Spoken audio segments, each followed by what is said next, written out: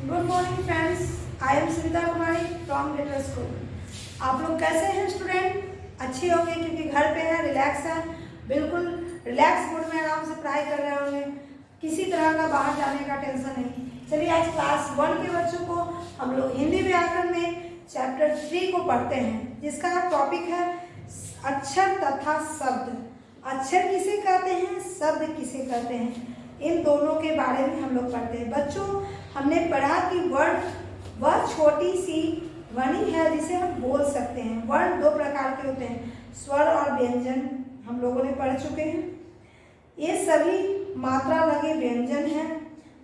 जैसे काका की हम लोग पढ़ते हैं जिसमें मात्रा का प्रयोग करते हैं। अक्षरों के मिलने से शब्द का निर्माण होता है, ठीक है।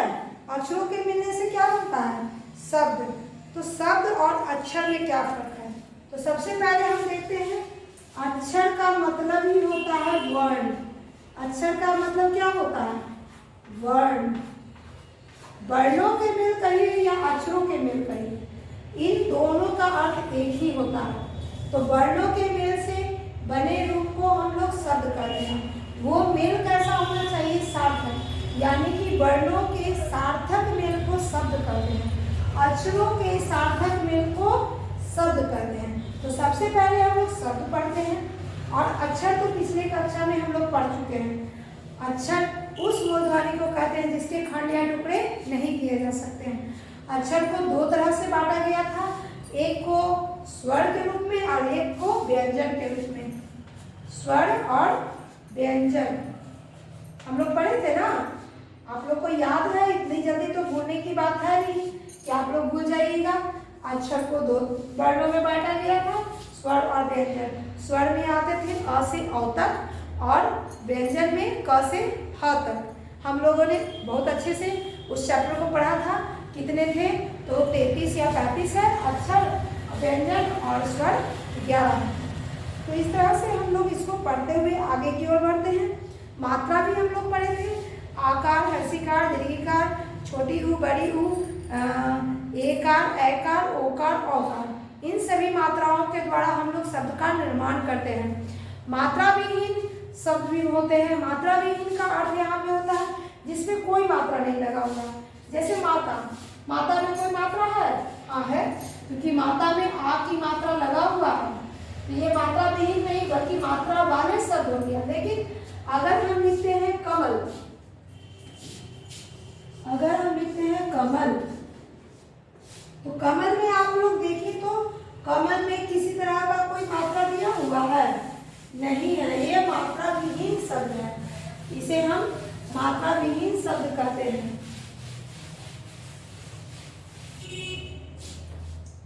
ये मात्रा विहीन है। अगर हम लिखते हैं पलक, पलक में कोई मात्रा लगा हुआ है, इन सभी को मात्रा विहीन, इसे हम क्या कहते हैं, मात्रा विहीन शब्द। जिसमें किसी भी मात्रा का प्रयोग नहीं किया हुआ हो, जिसमें किसी भी मात्रा का प्रयोग नहीं हो, उसे हम लोग मात्रा विहीन शब्द कहते हैं।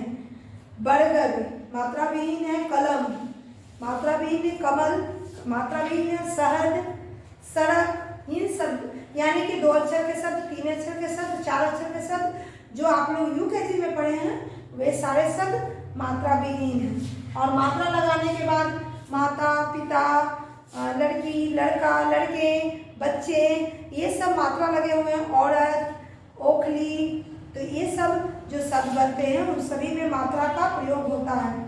उसके बाद हम लोग पढ़ते हैं संयुक्त व्यंजन। संयुक्त व्यंजन किसे कहते हैं?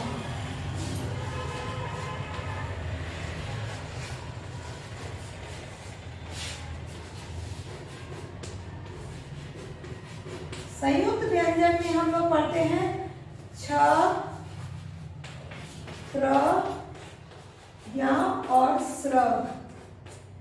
ये 4 जो है संयुक्त व्यंजन है। इनमें 2-2 व्यंजनों का मेल होता है। जैसे हम छ को पढ़ते हैं, लेकिन छ में क्या क्या मिलकर बनते हैं वो आप लोग को यूकेजी में मैं पढ़ाई हूँ, लेकिन फिर से मैं रिवीजन करवा देती हूँ। आधा क प्लस स, ये मिलकर क्या बने 6। त्र है तो त्र में आधा त और प्लस र। यहाँ पे और दिया हुआ है ज्ञ, ज्ञ में भी हम जानते हैं ज प्लस ञ, इस स्र, स्र में भी तरब्य स और प्लस र। तो इस प्रकार आप लोग देखें कि ये चारों जो संयुक्त व्यंजन हैं वो सारे व्यंजनों के मेल से बनते हैं। क भी व्यंजन है, मूर्धन्य ष व्यंजन है, त व्यंजन है, र भी व्यंजन है, ज व्यंजन है, इया भी है, तलव्य स और र, ये सभी का मेल व्यंजनों के मेल से ये व्यंजन बने हैं। तो जब दो व्यंजन मिलकर बनेंगे तो उसे संयुक्त व्यंजन कहेंगे। संयुक्त माने जुड़ा हुआ, मिला हुआ। तो इस तरह से हम लोग संयुक्त व्यंजन के बारे में भी जान लिए, इनसे जुड़े शब्द भी बना सकते हैं। चलिए संयुक्त व्यंजन के बाद हम लोग एक व्यंजन और करते हैं जिसे हम लोग कहते हैं द्वित व्यंजन। द्वित व्यंजन का यहाँ पे नाम तो नहीं दिया है, लेकिन हम लोग जानते हैं कि इसे द्वित व्यंजन कहते हैं। एक द्वित व्यंजन होता है उसमें आधा और पूरा दोनों होते हैं।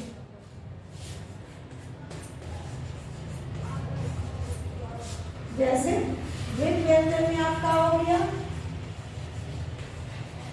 पक्का, कच्चा, बच्चा, सच्चा, ढक्का इत्यादि, यानी कि जिसमें आधा और पूर्ण दोनों व्यंजन हो तो उसे हम द्वित व्यंजन कहते हैं। जैसे आपके पुस्तक में दिया हुआ है बच्चा, मच्छर, मक्खी, ध्वज, यानी आधा व्यंजन भी उसमें प्रयोग होता हो। तो इस तरह से हम लोग द्वित व्यंजन को भी पढ़ लिए हैं। अब इससे जुड़े जितने भी सवाल हैं नेक्स्ट वीडियो में हम लोग इसे डील करेंगे। आज के लिए बस इतना ही। इससे जुड़े सवालों को आसानी से आप लोग बना सकते हैं। इस जितनी भी बातों को मैंने बोर्ड पे लिखी हूँ आप उसको कॉपी में, पुस्तिका में उतार लीजिए ताकि आपको जब ये चैप्टर बनाना हो तो उसमें समझने में आसानी हो। चलिए आज की वीडियो के लिए बस इतना ही। नेक्स्ट वीडियो का इंतजार कीजिए। टेक केयर, धन्यवाद।